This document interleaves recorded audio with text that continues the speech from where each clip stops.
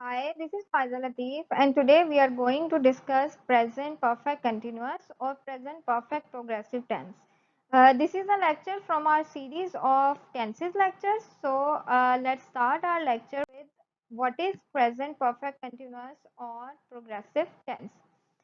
We have been waiting here for 2 days. She has been living here since 2012. तो ये जो have been waiting है या has been living है, this is the sign कि जो ये tense है that is present perfect continuous and it is also called present perfect progressive tense. तो next हम देखेंगे कि present perfect continuous tense जो है इसका क्या function है, इसको हम क्यों use करते हैं, इसके पीछे क्या rationale है.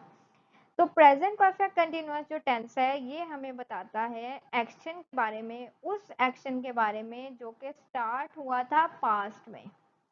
हम प्रेजेंट में हैं, ऐसे एक्शन के बारे में बात कर रहे हैं जो पास्ट में स्टार्ट हुआ था और अभी तक वो कंटिन्यू है, खत्म नहीं हुआ. परफेक्ट में सेंस आ गई कंप्लीशन की कि वो स्टार्ट हो गया था पास्ट में, और कंटिन्यूअस जो इसका पार्ट है वो सेंस आ गई कि जी वो अभी तक कंटिन्यू है. हैव बिन वेटिंग मीन्स का ये मतलब है कि ये वेटिंग स्टार्ट हुई थी पास्ट में और is still waiting in present, और कंटिन्यू है किसमें, प्रेजेंट में. इसी तरह हैज बिन लिविंग का मतलब क्या है कि जी ये लिविंग जो है ये पास्ट में स्टार्ट हुई थी और प्रेजेंट में अभी तक कंटिन्यू है. तो ये रैशनल है प्रेजेंट परफेक्ट कंटिन्यूअस या प्रेजेंट परफेक्ट प्रोग्रेसिव टेंस के पीछे. अब हम थोड़ा सा इसका स्ट्रक्चर डिस्कस करें तो इसके स्ट्रक्चर में कुछ चीज़ें परफेक्ट टेंस से आएंगी और कुछ चीज़ें कंटिन्यूअस टेंस से आएंगी. जैसा कि हमारा जो अफर्मेटिव और पॉजिटिव सेंटेंस का स्ट्रक्चर है वो क्या है कि इसमें सब्जेक्ट है, सब्जेक्ट के बाद हेल्पिंग वर्ब आएगा हैज या हैव, और उसके बाद आएगा जी बिन. ये बिन हमने क्यों यूज़ करना है, क्योंकि हमने परफेक्ट और कंटिन्यूअस के दरमियान में एक कनेक्शन क्रिएट करना है, और वो कनेक्शन क्रिएट होगा किससे, बिन से.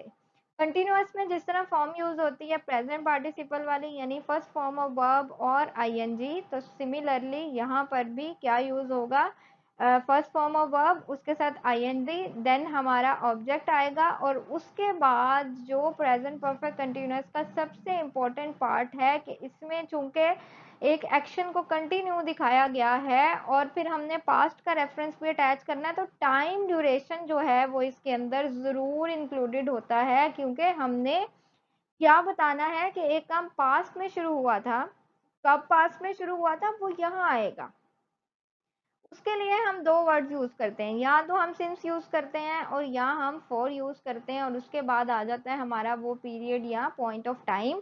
अभी नेक्स्ट जो है वो हम डिस्कस करेंगे कि सिंस को हम कहाँ यूज करेंगे और फॉर को हम कहाँ यूज करेंगे, पॉइंट ऑफ टाइम से क्या मुराद है और पीरियड ऑफ टाइम से क्या मुराद है.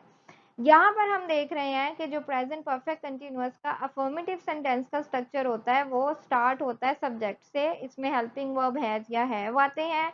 इसके अलावा इसमें जो है वो बिन यूज किया जाता है, then first form of verb और साथ आईएनजी यूज किया जाता है, उसके बाद हमारा ऑब्जेक्ट आ जाएगा, देन सिंस या फॉर में से कुछ लगेगा, और देन हमारा कोई पीरियड या पॉइंट ऑफ टाइम जो है वो यहाँ पर डिस्क्राइब होगा.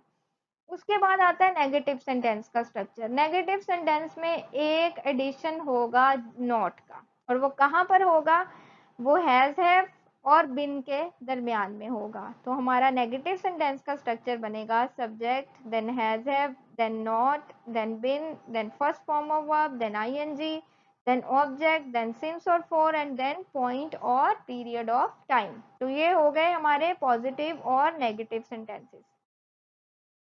अब हम देखेंगे इंट्रोगेटिव सेंटेंस को हम किस तरह से मैनेज करते हैं कि हम हैज़ और हैव को ले आते हैं स्टार्ट पे, देन हम सब्जेक्ट प्लेस करते हैं, देन हम बिन प्लेस करेंगे, देन हम first form of verb place करेंगे, then ING, then object, since और फॉर, एंड पीरियड और point of time will be at the end of the sentence.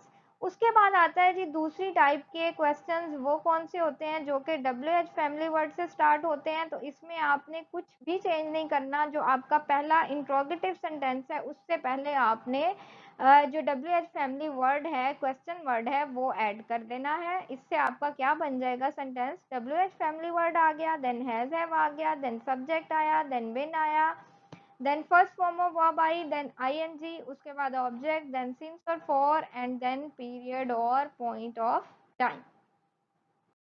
अच्छा जी, जैसा कि मैंने आपको कहा था कि हम अब देखेंगे कि सिंस और फॉर कहाँ यूज होता है, पॉइंट ऑफ टाइम या पीरियड ऑफ टाइम से क्या मुराद है। तो ये एक आपके रिमाइंडर के लिए कि हम हैज को कहाँ यूज करेंगे और हैव को कहाँ यूज करेंगे।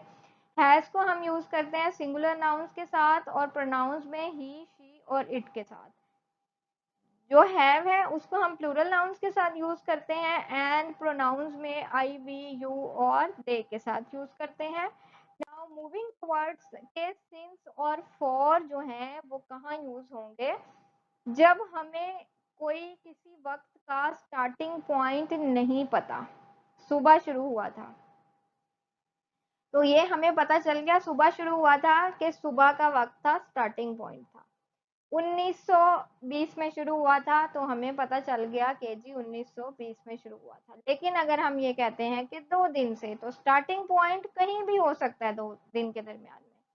तो इसको क्या कहा जाता है, इसको कहा जाता है, ये पीरियड ऑफ टाइम है जहां पर हमें the starting point of that time is not, हमें पता नहीं है, इज नॉट नोन टू अस।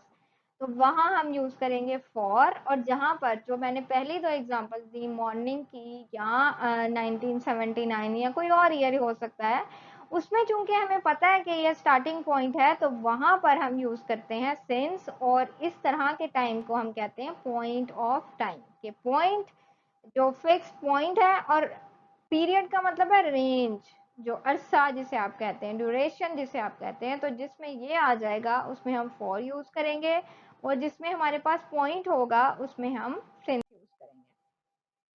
अच्छा जी, अब ये कुछ एग्जांपल्स हैं जिसमें ऑल सेंटेंसेस जो हैं उनकी एग्जांपल्स दी हैं। She has been writing a letter for 2 hours, we have not been cleaning the floor since yesterday, has she been reading the novel for 3 years, why have they been living here since 2012। तो आप देख सकते हैं 2 hours period है इसलिए हमने for use किया, yesterday point है तो हमने सिंस यूज किया, 3 years अगेन पीरियड है तो फॉर यूज हुआ, 2012 अगेन पॉइंट है तो हमारा यूज होगा सिंस।